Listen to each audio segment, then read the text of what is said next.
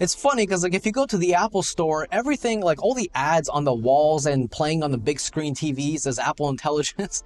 But when you actually play around with the demo models, you still have the old Siri, you know? Like, hey, how are you advertising something that's not there?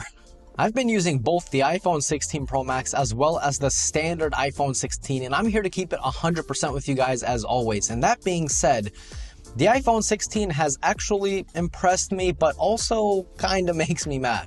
While the iPhone 16 Pro Max didn't really change all that much compared to the 15 Pro Max, the iPhone 16 on the other hand has definitely got quite a few upgrades over the iPhone 15. This is actually the biggest upgrade in my opinion. Now, obviously the physical design also changed, so the cameras are vertical to help record spatial video for, you know, the four of you out there that own the Vision Pro. And the colors this year, I have to admit, they look so sick. Just look how good this blue looks. I mean, it looks incredible. In fact, all the colors of the iPhone 16 look just beautiful. There are not one but two new buttons for the iPhone 16, first of which is the Action button, which kind of first debuted on the iPhone Pro models last year. This button is customizable to do whatever you want, from either presets or using shortcuts. You can even program the Action button to do one thing at a certain time and another thing at a different time. So maybe during the day you want it to open up Spotify, maybe if you drive a lot, and then towards the end of the day you want it to open up Flashlight. Yeah, you can do that using shortcuts. Now this next one kind of shocked me because I did not think Apple was going to add it to the normal iPhone 16, but yeah, we have it, the new camera control button, even though Apple doesn't like to call it a button for some reason. I don't know, Apple, it's definitely a button. I've already mentioned the camera control button in my previous videos, so I'm not gonna dig too deep into it, but it's useless. The only thing it's really going to be used as, at least from everything that I've read online from multiple people, is either one, opening up the camera really quickly, and two, the Apple Intelligence feature, which is actually not even out yet. Other than that, whatever this button does, you can do so much quicker on the screen, and it almost doesn't seem like Apple because, at least from kind of the way I interpret Apple, is that whenever they add a new feature, they do so because it's going to be faster and more intuitive. That is literally the exact opposite of this camera control button. Just, you don't believe me? Watch. Let me go ahead and switch lenses, and then I'm going to adjust the exposure, and I am done. Now let me do the same thing using the amazing camera control button.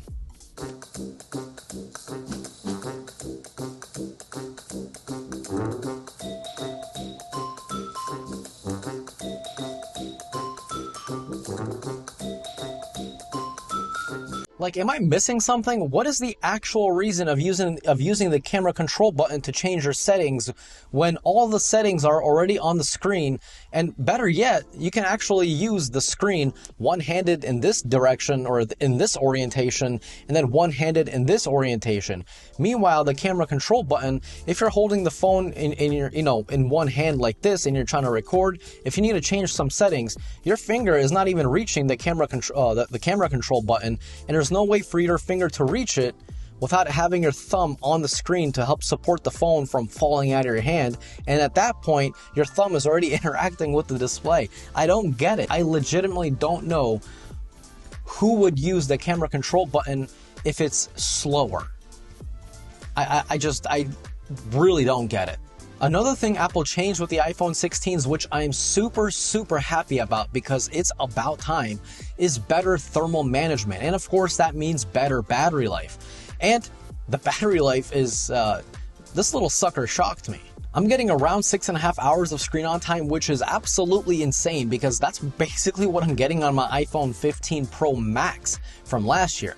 This is incredible. So if you're worried about battery life, being the base model iPhone, the smallest iPhone 16 that you can possibly get, I would not worry whatsoever. In fact, what you should be more worried about is not battery life, but instead battery health. The iPhone 15 Pro series got so hot all the time that it actually ruined your battery, like your actual battery health went down. So for example, anytime you were charging to 100%, you weren't actually charging to 100% because the battery degraded from so much heat. And now that this has better thermal management, your battery health should stay better for longer, which of course means better battery life for longer. So what about the display? I mean, honestly, it looks fantastic and it gets crazy bright, 2000 nits of peak brightness, which is the same as the last year's model, but this time around it actually goes down to 1 nit of brightness, which is like crazy dim. Now this is obviously helpful if you're, falling asleep. You don't want the power of the sun shining into your eyes, and then like the first thing you wake up, your eyes are barely opening, you're just squinting, like this all the time, and then you'll look at your phone, bam, flashlight. That's not going to happen with this phone.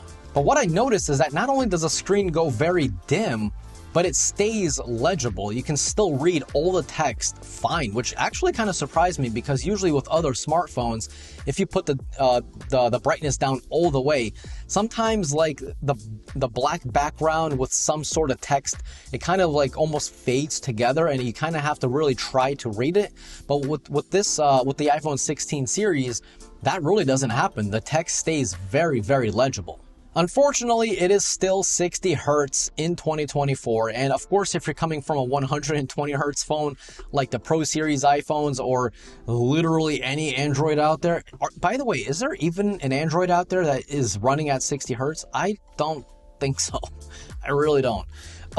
Anyway, I got used to it. I got used to the 60 Hertz, like give it a couple hours and your eyes will just kind of adjust. It's not a big deal, but do I think it's fair for Apple to be charging $800 in 2024, late 2024, into 2025 for a 60 Hertz phone?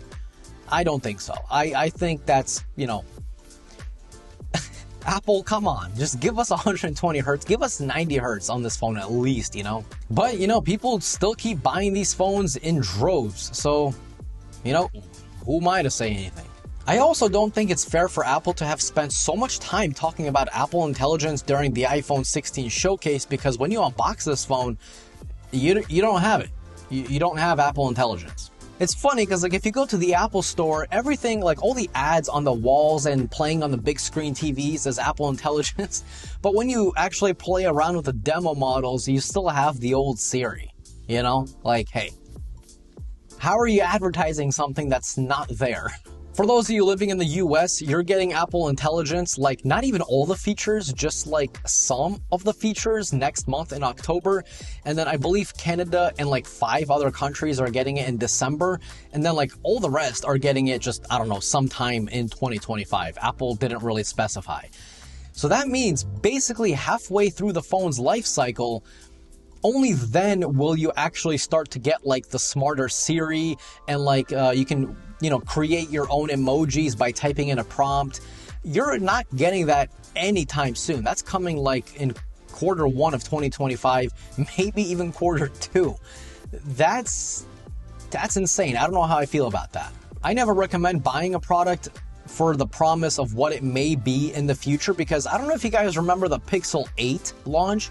Google was like, yeah, this will have AI zoom, and a year later we got it. So, I'm not saying Apple is going to do that. Apple does have a more reliable track record than Google, but still, you don't want to spend so much money on something and basically receive what it advertises like 5-6 months later. That's not fair.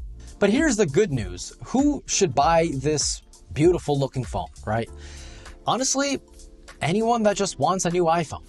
It's that simple. Even without the AI features at launch, I mean, even if you even didn't use the camera capture button to its full extent, the fact still remains. The iPhone upgraded way more ways than the previous iPhone did. Even things like the camera. The main sensor is now a fusion camera, which, gives you better detail as well as extra processing for, doing things like taking 4K 60 quick video by pressing down on the shutter button, similar to something like Instagram stories or Snapchat. The ultra-wide camera has also gotten an improvement, and it can now do macro photos, and this isn't only good for taking close-up shots. Macro photos can also be very helpful if you're trying to take a photo of something that's within the minimum focus distance of the main camera, and then your photo just kind of ends up blurry, so you kind of have to back up and try to take a photo again for that subject to be clearer. But since now you can do macro photos, that will kind of eliminate blurry photos anytime you're trying to take a picture of something up close. And I'm not even talking about like super up close. I mean, the iPhone sensor nowadays is so large that the minimum focus distance is kind of decently far away from the phone. So if you're trying to hold up something and then take a photo of it, it's going to be blurry, and now it's not. So yeah, it's a win-win. Another improvement is next generation photographic styles, which now lets you change the style of your photo even after you've taken the photo. This is a huge improvement to what we had with the iPhone 15s, because back then, anytime you chose a style, that style was baked into the photo, which means that you can't change it later on. With this next generation styles, you can take a normal photo, you can add a style to it, or you can add a style, take a photo, and then realize you don't like that style, you want to change it, you can. Charging speeds have also improved, which is great. So now you can do 25 watts of the new MagSafe charger or 15 watts of Qi 2 wireless charging. Now, the funny thing is, or not really funny, but weird, is that wired charging has stayed the same. So now basically MagSafe and wired is almost like the same exact charging speeds. So this goes to show, I think Apple is going to be getting rid of the USB-C port in the coming years and just sticking with MagSafe, because MagSafe has honestly caught up to the speeds of wired. This new iPhone is also more tougher than the previous models because this has Apple's latest generation Ceramic Shield. However, you should know Ceramic Shield, the second generation, is only on the front of the phone. The back of the phone does not have that upgrade, so you should still probably wear a case. That's always smart. The IP rating has stayed the same, IP68, which means you can technically dunk this phone into 6 meters of water for 30 minutes. I'm not going to test that out. So if you do, let me know down below how that went for you. Hopefully it went good, or hopefully you have Apple Care Plus. Now, another thing that actually surprised me quite a bit is that Apple isn't really gatekeeping all the cool features that the Pro models get. So this also has Apple's audio mix. How well does it work? Well, listen to it for yourself. So how well does this new audio mix work? So right now I'm sitting in my room. You guys should hear quite a bit of an echo. My room is very echoey. I don't know why. It kind of drives me mad. But right now, you should hear my voice a whole lot better, and it should just sound crisp. There should be a lot less echo, or actually no echo at all. This is so fantastic because this is always on. You don't need to turn it on. It's just always there. It's always recording. So if you ever take a video and you notice the audio seems a little funky, you can change it.